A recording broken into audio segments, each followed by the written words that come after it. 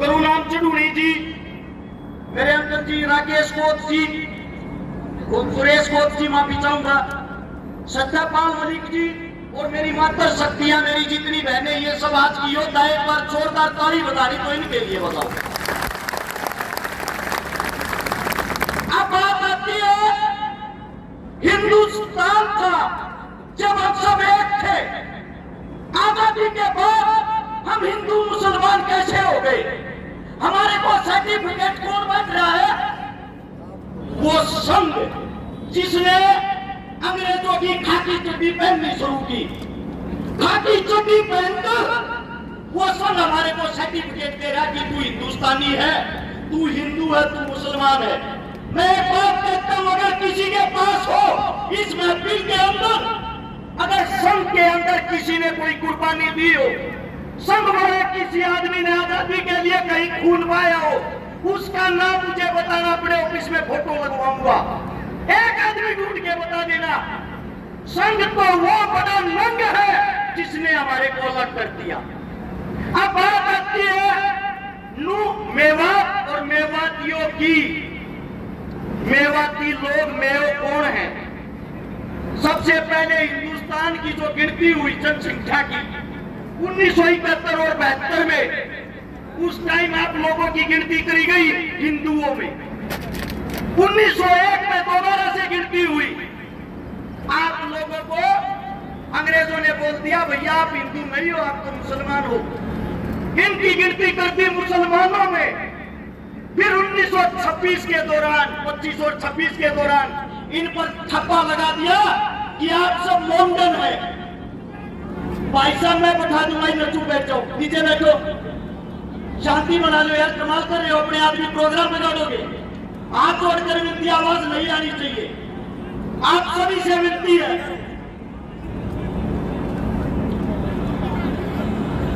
आप सभी साथियों को इतना कहूंगा, आप लोगों पर ठप्पा लगा के बना दिया कि आप मुसलमान हो। 1947 में जब हम आजाद हुए, आजाद के बाद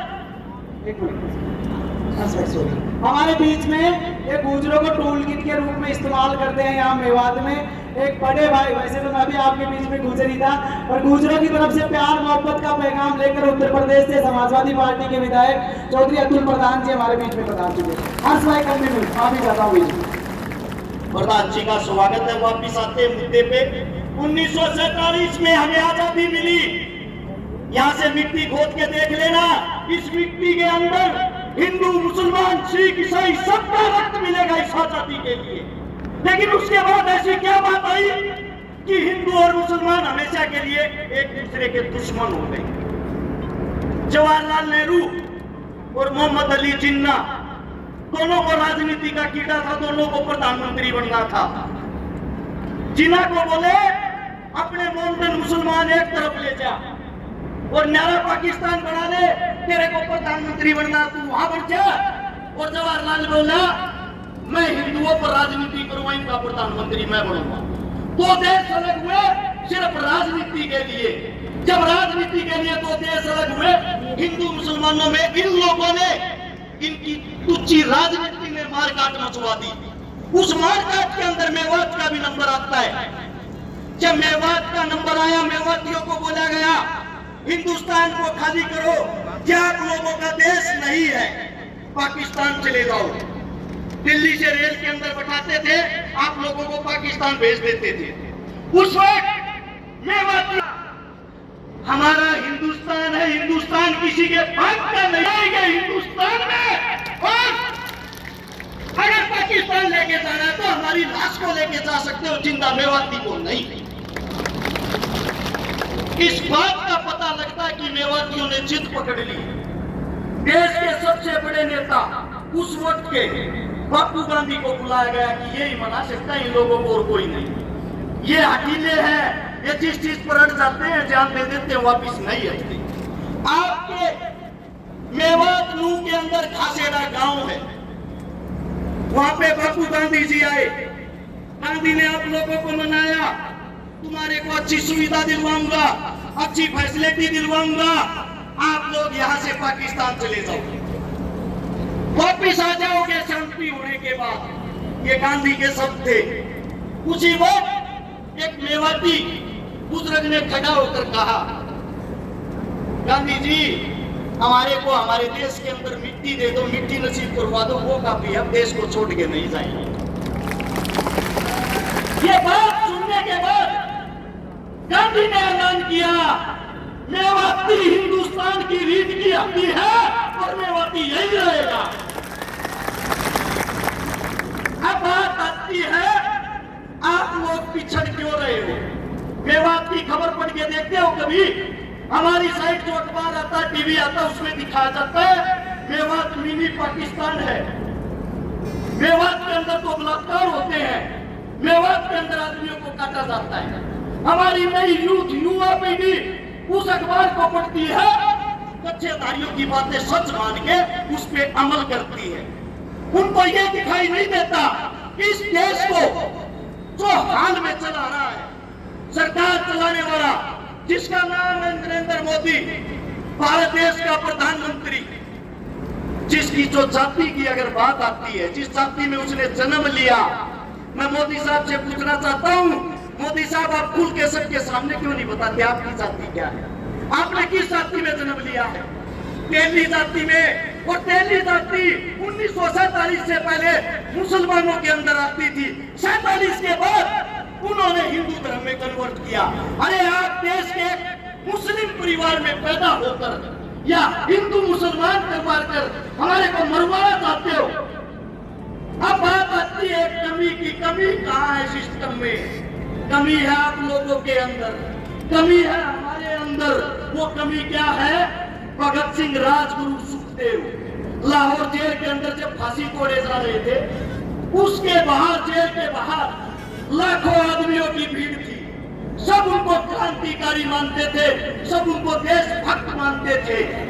वे लाखों आदमी बाहर चिल्ला रहे थे, इंकलाब जिंदाबाद, भगत सिंह जिंदाबाद। लेकिन एक भी आदमी के अंदर इंसानियत नहीं थी। वहां जितने बाहर खड़े थे, हिंदू, मुस्लिम, सिख, ईसाई खड़े थे, हिंदुस्तानी कोई नहीं खड़ा था। अगर वहां हिंदुस्तानी खड़ा होता, उन सब की ताकत एक होती, वे लाखों आदमी उस जेल की एक एक ईंट उखाड़ते, जेल का नामो निशान नहीं मिलता। और आज भगत सिंह, राजगुरु, सुखदेव तुम्हारे बीच जिंदा होते।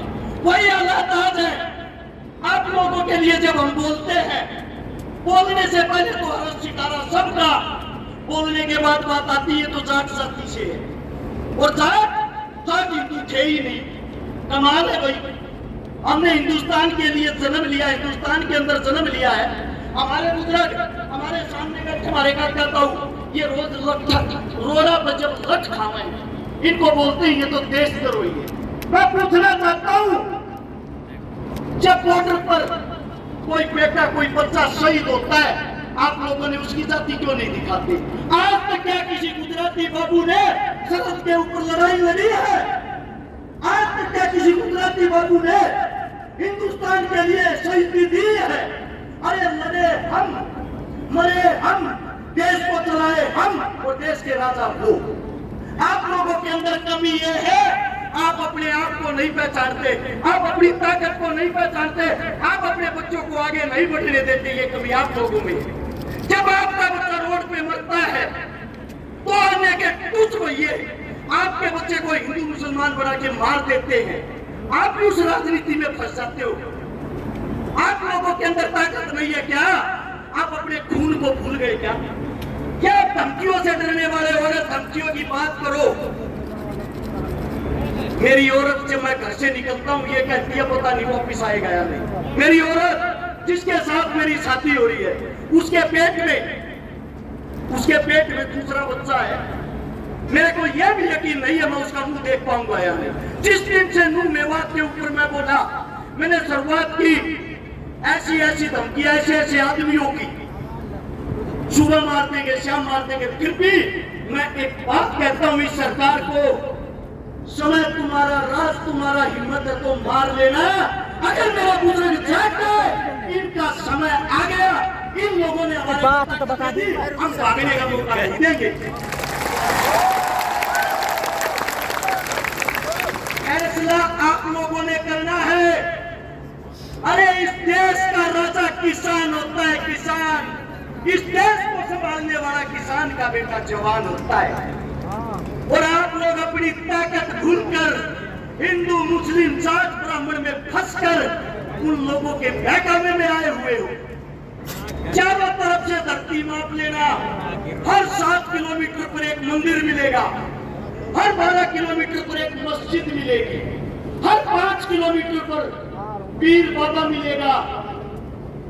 मैं आप सभी साथियों से एक बात पूछना चाहता हूं, सच बताना, दिल से बताना, क्या एक भी हिंदुस्तान का राजा शिक्षा, स्वास्थ्य, रोजगार, पढ़ाई लिखाई की बातें करता है? जरूरत ही नहीं, क्योंकि उनको मजा आ गया है। हिंदू मुस्लिम उनकी खुराक हो गई है।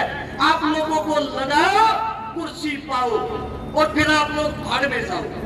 अरे आप लोग कब जागोगे?